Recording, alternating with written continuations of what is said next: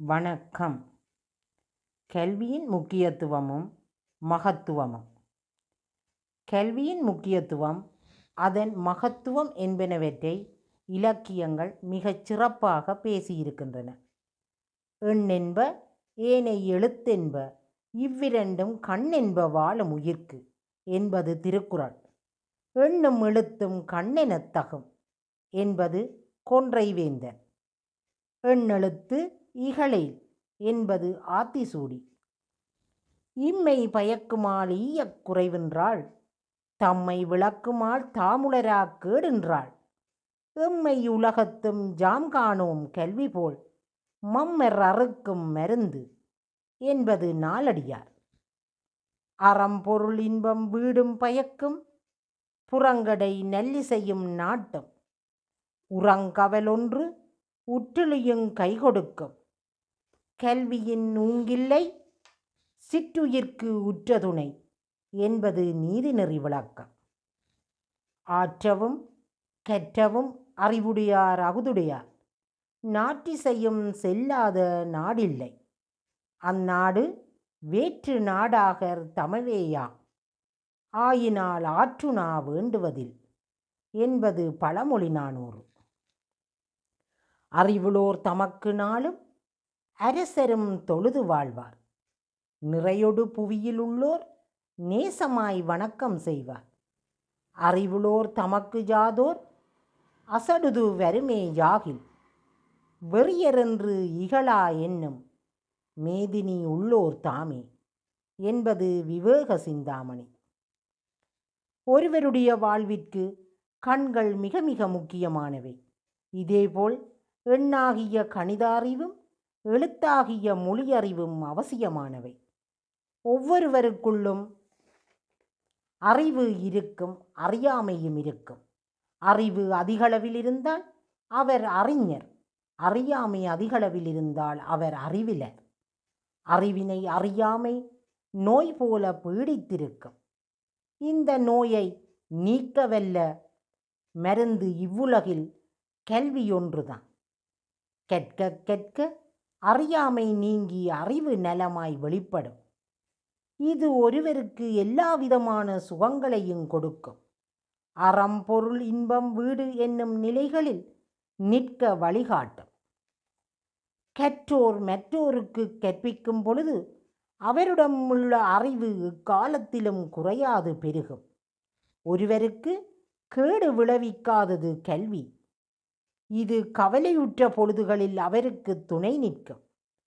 கற்றோர் எச்சபையில் இருந்தாலும் எங்கு சென்றாலும் மதிக்கப்படுவர். இவர்களை நாடி எல்லோரும் வருவதால் இவர்களின் இல்லமும் பேரும் புகழும் பெற்று உயரும். மன்னனும் மாசறக் கற்றோனும் சீர்தூக்கின் மன்னனில் கற்றோன் சிறப்புடையான்.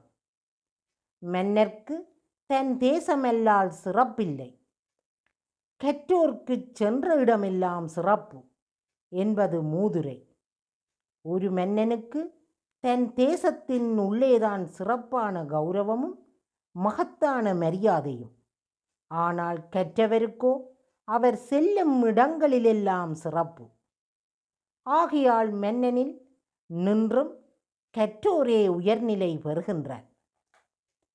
கற்றோரது பேரும் புகழும் நாட்டிசையும் பரவி அங்குள்ள மக்களால் அவர் போற்றப்படுவர். இதனால் அத்தேசமெல்லாம் அவருக்கு சொந்த ஊர் போன்றது. எனவே அத்தேசங்களுக்கு அவர் செல்லும்போது அவரை வரவேற்று விருந்தளித்து உபசரிக்க பலரும் விரும்புவர். ஆகவே பயணப்படும் பொழுதுகளில் உணவுப் பொதி கட்டியெடுத்து செல்ல வேண்டிய தேவை இவர்களுக்கு கிடையாது. இதனையே ஆற்றுணா வேண்டுவதில் என்ற பழமொழி வெளிப்படுத்தி நிற்கின்றது. அறிவு நிரம்ப பெற்றவர்களை